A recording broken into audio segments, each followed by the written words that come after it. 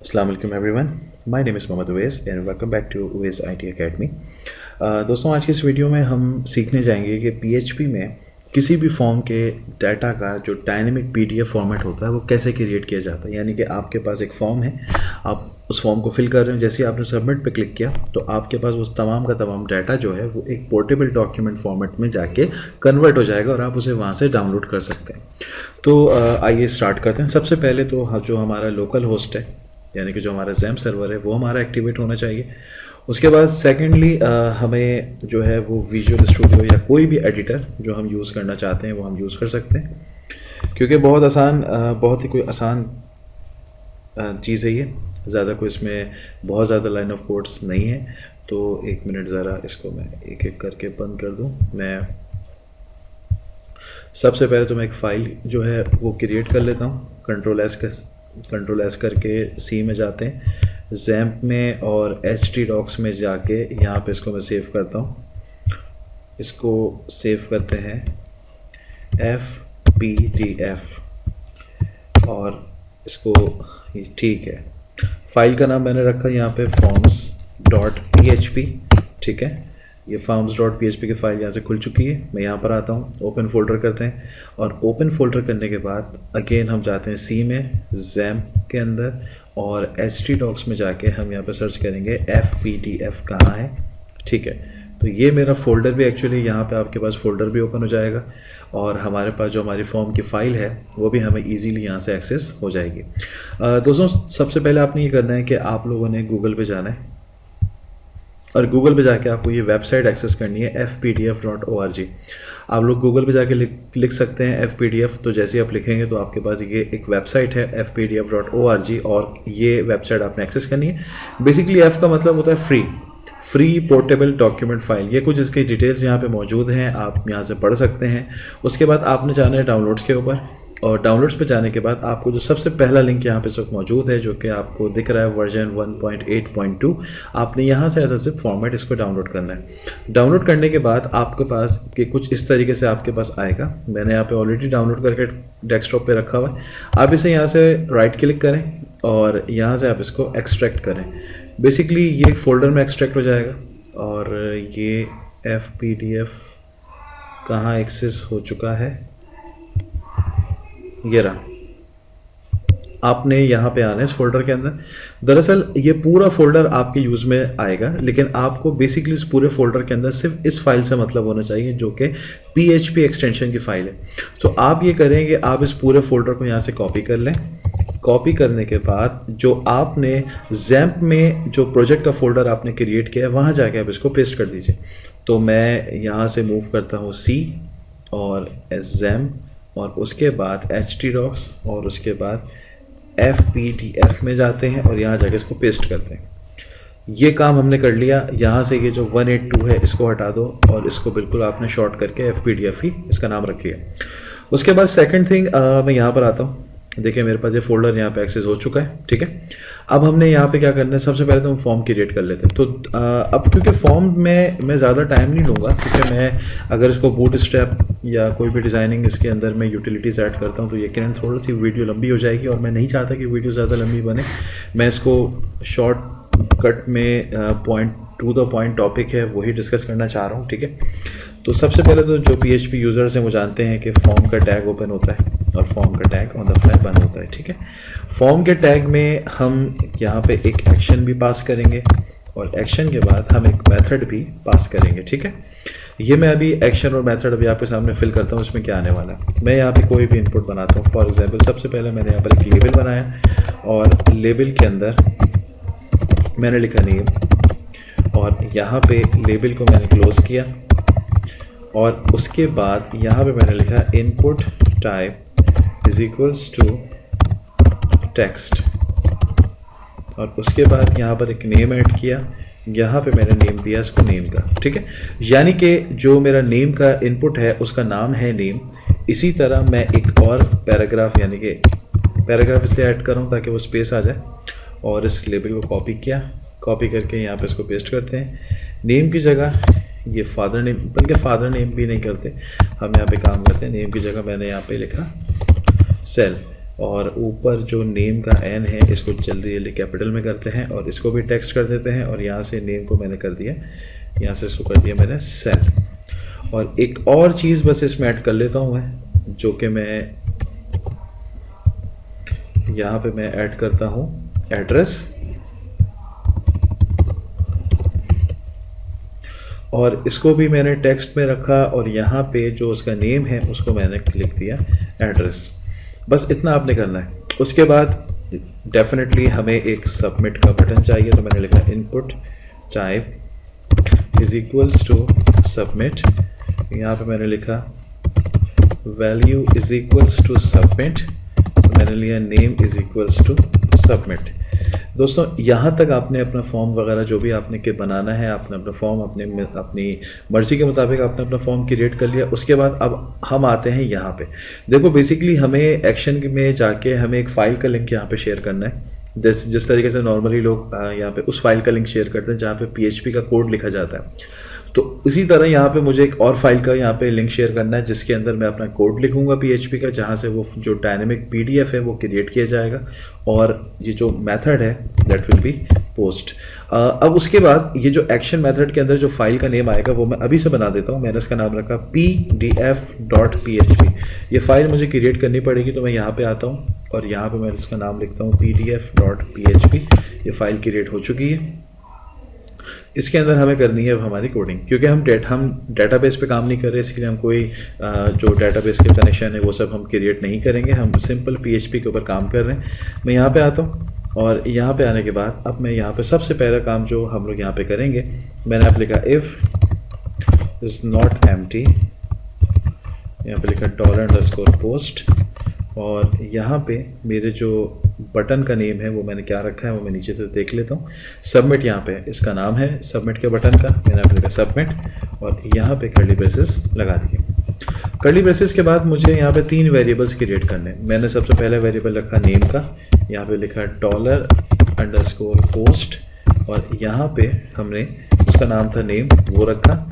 ये पूरा मैं कॉपी पेस्ट करता हूँ 3 मरतबा ताकि जल्दी से मेरा काम वीडियो जितनी शॉर्ट हो सके इतना ठीक है। एक रखा मैंने एज, बल्कि सॉरी सेल था, और यहाँ पे उसका नाम मैंने रखा था सेल, और जो तीसरा था वो मेरे पास था एड्रेस का ADDRESS, और यहाँ पे इसका नाम मैंने रखा एड्रेस। सेव कर देते हैं इसको। अच्छा, उसके बाद अब यहाँ पर एक रिक्वायर का मेथड यूज़ होगा। ठीक है, हम रिक्वायर का मेथड यूज़ करते हैं। रिक्वायर के अंदर मुझे ये बताना है कि मुझे PHP की फ़ाइल जो मैंने आपसे कहा था कि इस फोल्डर के अंदर है PDF के नाम से, इस फाइल को मुझे एक्सेस करना है। तो मैं यहाँ पर आके लिखता हूँ FPDF/ क्योंकि फोल्डर का नाम है FPDF और फाइल का नाम है FPDF.php। ये मैंने कर लिया।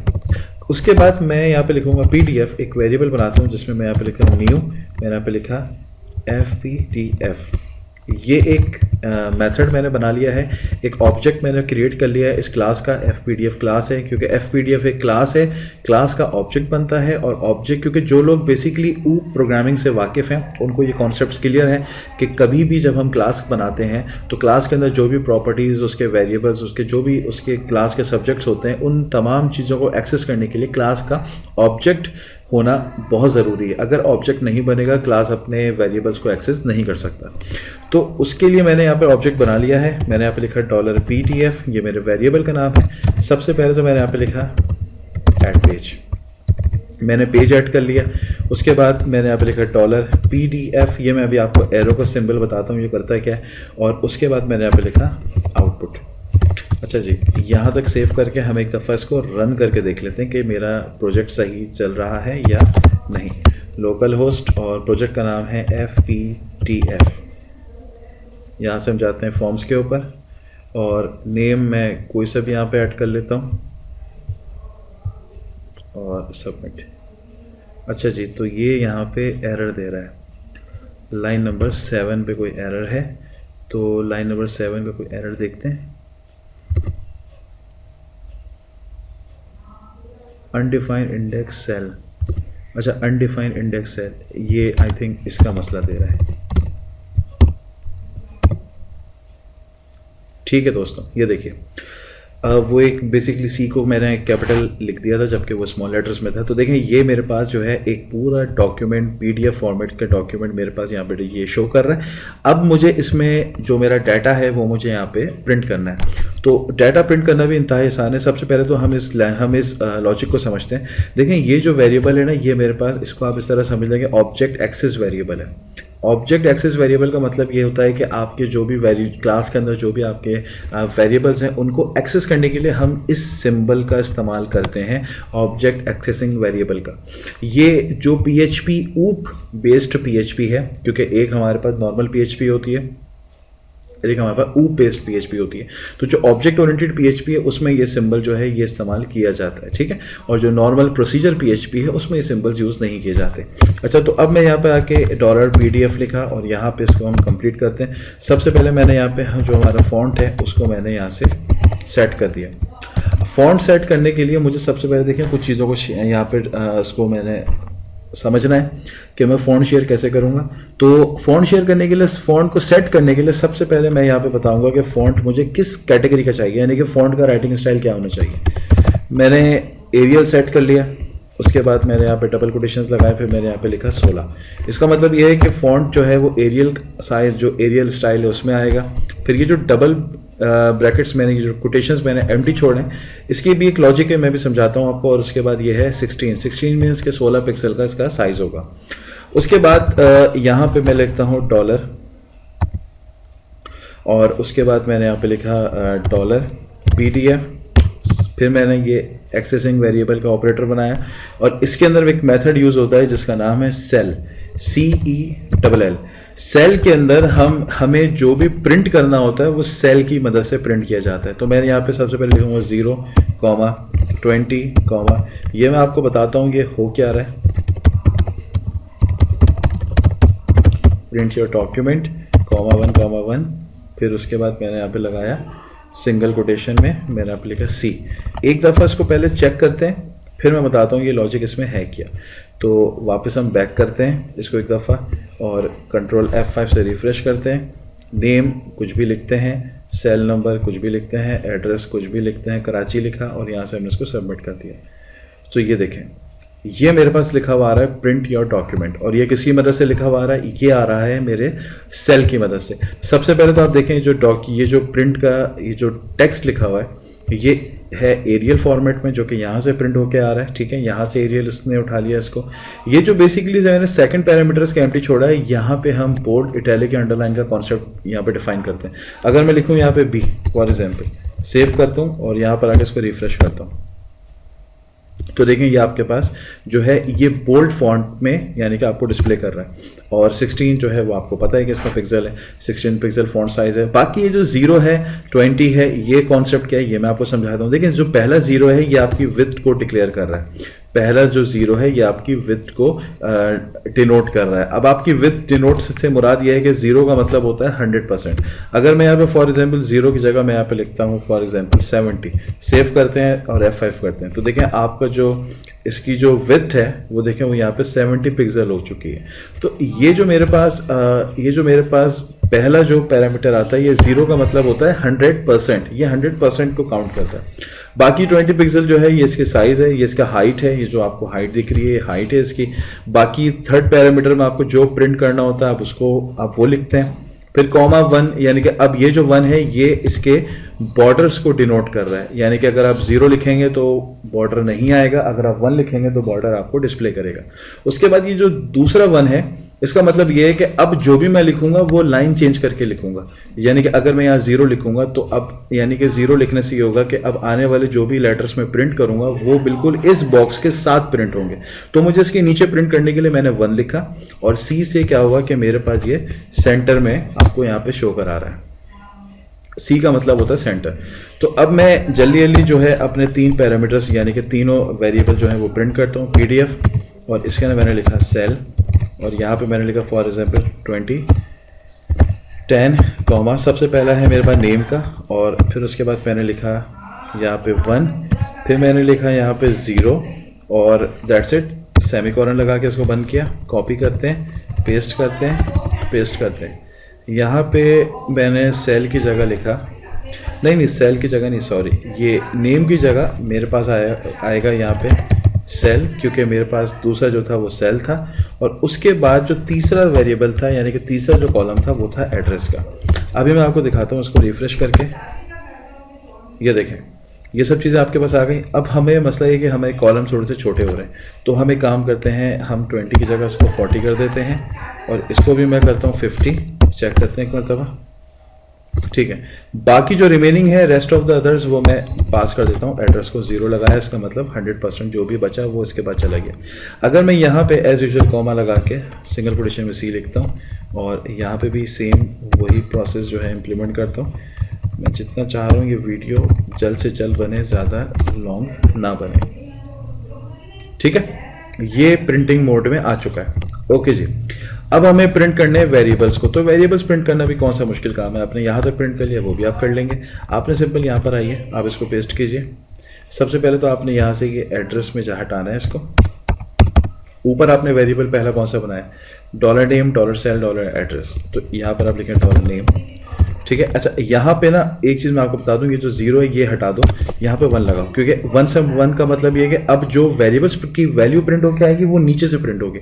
0 का मतलब वो उसके साथ प्रिंट हो जाती, तो वो अच्छा नहीं लगता। उसके बाद इसको मैंने कॉपी किया, कॉपी करने के बाद पेस्ट करते हैं, और यहाँ पे $name था, तो ये हो गया मेरे पास $sell, और ये हो गया मेरे पास $address, ठीक है। इसको सेव कर देते हैं, और सेव करने के बाद हम एक दफ़ा यहाँ पे आते हैं, और इसको बैक करता हूँ, और कंट्रोल F5 से इसको रिफ़्रेश करता हूँ, और उसके बाद यहाँ से मैंने अगेन लिखा उवेज़, और सेल नंबर जो भी पास करना करा, एड्रेस हमने कराची का पास किया, और यहाँ से इसको मैंने सबमिट किया। तो ये कुछ गड़बड़ हो गई है, 1 मिनट। ओके ओके ओके, ये 100% पे चला गया, तो इसको देते हैं 40, ताकि 40 को कवर करें। ये था 50, अब ठीक है, F5, that's it, that's great. तो अब ये बिल्कुल बेहतरीन फॉर्मेट में और बिल्कुल एक्यूरेट आपको इस वक्त दिख रहा है, और इसमें किसी भी किस्म का कोई मसला अब नहीं है। यहाँ से इसको हम जो है डाउनलोड भी कर सकते हैं, आप इसको यहाँ से इजीली डाउनलोड भी कर सकते हैं, ठीक है। और इसको डाउनलोड करने का एक तरीका और भी है। आपने करना क्या है, आप यहाँ पर आइए और कोडिंग पे चलते हैं। हम यहाँ पर आउटपुट से ऊपर एक वेरिएबल बनाते हैं $file के नाम से, जिसके अंदर मैं यहाँ पे लिखता हूँ टाइम, ठीक है। टाइम का मेथड यूज़ किया, डॉट लगा के मैंने इसमें लिखा .pdf, एक मिनट .pdf सेमीकोलन, और आउटपुट के अंदर मैंने लिखा $file। सेव करते हैं, यहाँ पर आते हैं और वापस इसको बैक करते हैं एक दफ़ा, कंट्रोल F5, और यहाँ पे अब मैं अगेन एंट्रीज जो हैं वो मैं यहाँ से फिल करता हूँ, कराची, और सबमिट। अच्छा, ये एक एरर आ चुका है लाइन 27 इसके ऊपर। ये एक्चुअली क्या प्रॉब्लम कर रहा है, ये प्रॉब्लम इसकी देखनी पड़ेगी, ये मसला क्या आ रहा है। डॉट है और उसके बाद कॉलन लगा दिया है आउटपुट के अंदर। यहाँ पे अगर मैं इसको, एक मिनट, अगर मैं यहाँ पे दूँ D, जस्ट हैंग ऑन, अभी पता चल जाएगा कि प्रॉब्लम है क्या। यहाँ पर आते हैं और यहाँ पे हमने कुछ भी पास करते हैं, अगेन एरर है। ये आई थिंक इसको रिफ्रेश करते हैं अगेन, और डाटा कुछ भी रैंडम जो है वो एक्सेस करके देखते हैं कि ये चल रहा है या नहीं चल रहा। ओके, दैट्स परफेक्ट, अभी चल गया। एक्चुअली मैं यहाँ पे करना ही चाह रहा था कि मैंने एक वेरिएबल बनाया जिसमें मैंने इसका करंट टाइम सेट किया, और उसके बाद ये बताया कि तुमने PDF में इसको डाउनलोड करना है। उसके बाद आउटपुट के वेरिएबल के अंदर मैंने यहाँ पे लिखा D स्टैंड्स फॉर डाउनलोड। तो जैसे ही मैंने इस पर जो भी एंट्री मैंने करी और जैसे ही मैंने सबमिट पे क्लिक किया, तो देखें ये मेरे पास एक डॉक्यूमेंट पोर्टेबल फॉर्मेट में डाउनलोड हो गया। इस पर क्लिक करते हैं तो आपके पास ये एग्जैक्टली, अच्छा ये कुछ गड़बड़ हो गई है, ये नाम का थोड़ा मसला हो गया, नाम एक्चुअली कुछ ज़्यादा बड़ा हो गया, ये ईमेल आ गई है नाम की जगह। लेकिन देखें ये बिल्कुल इसने एक्यूरेट जो है वो प्रिंट करके इसको रख दिया। अगर मैं यहाँ से नाम छोटा कर दूँ, मैंने लिखा शेरल लिखा, और यहाँ से इसको सबमिट करते हैं, तो ये दोबारा से एक आ गया है यहाँ पे, ये एक नई फाइल डाउनलोड हुई है। और अब इसको चेक करते हैं तो देखें बिल्कुल परफेक्ट आ रहा है। यहाँ पे शेरल सेल नंबर और जो भी एड्रेस है वो यहाँ पे डिस्प्ले कर रहा है। तो आई होप कि आपको ये वीडियो जो है अच्छा लगा हो, समझ में आया हो, इजी लगा हो। और अगर आपको उस वीडियो के हवाले से मज़ीद कुछ चीज़ें पूछनी है, अगर समझ में नहीं आ रही, आप हमें कमेंट करके आप हमसे पूछ सकते हैं। तो इंशाल्लाह मिलते हैं अपनी नेक्स्ट वीडियो में। तब तक अपना ख्याल रखिएगा। अल्लाह हाफिज़।